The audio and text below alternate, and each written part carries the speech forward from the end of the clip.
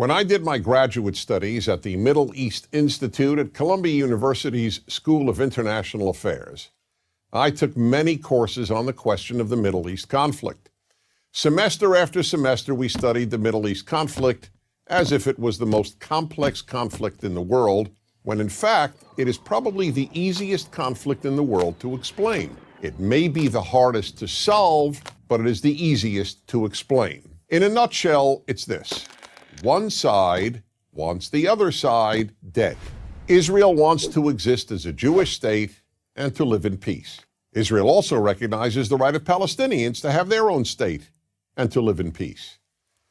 The problem, however, is that most Palestinians and many other Muslims and Arabs do not recognize the right of the Jewish state of Israel to exist. This has been true since 1947, when the United Nations voted to divide the land called Palestine into a Jewish state and an Arab state. The Jews accepted the United Nations partition, but no Arab or any other Muslim country accepted it. When British rule ended on May 15, 1948, the armies of all the neighboring Arab states, Lebanon, Syria, Iraq, Transjordan, and Egypt, attacked the one-day-old state of Israel in order to destroy it. But to the world's surprise, the little Jewish state survived. Then it happened again. In 1967, the dictator of Egypt, Gamal Abdel Nasser, announced his plan, in his words, to destroy Israel. He placed Egyptian troops on Israel's border, and armies of surrounding Arab countries were also mobilized to attack. However, Israel preemptively attacked Egypt and Syria. Israel did not attack Jordan and begged Jordan's king not to join the war. But he did. And only because of that did Israel take control of Jordanian land, specifically the West Bank of the Jordan River.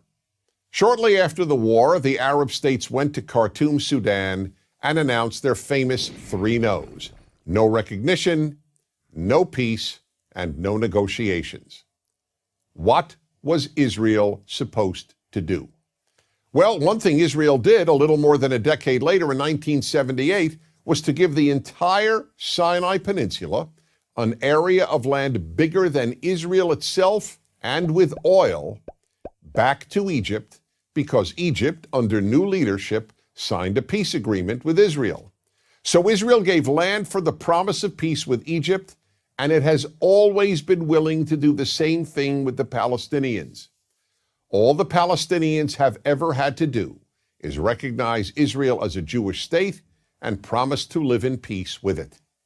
But when Israel has proposed trading land for peace, as it did in 2000, when it agreed to give the Palestinians a sovereign state in more than 95% of the West Bank and all of Gaza, the Palestinian leadership rejected the offer and instead responded by sending waves of suicide terrorists into Israel.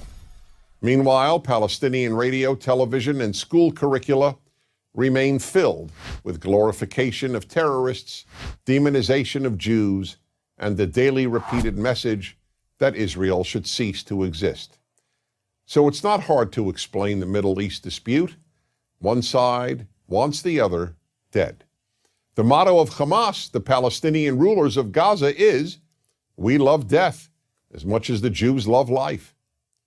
There are 22 Arab states in the world, stretching from the Atlantic Ocean to the Indian Ocean. There is one Jewish state in the world, and it is about the size of New Jersey. In fact, tiny El Salvador is larger than Israel. Finally, think about these two questions. If tomorrow Israel laid down its arms and announced, "We will fight no more," what would happen?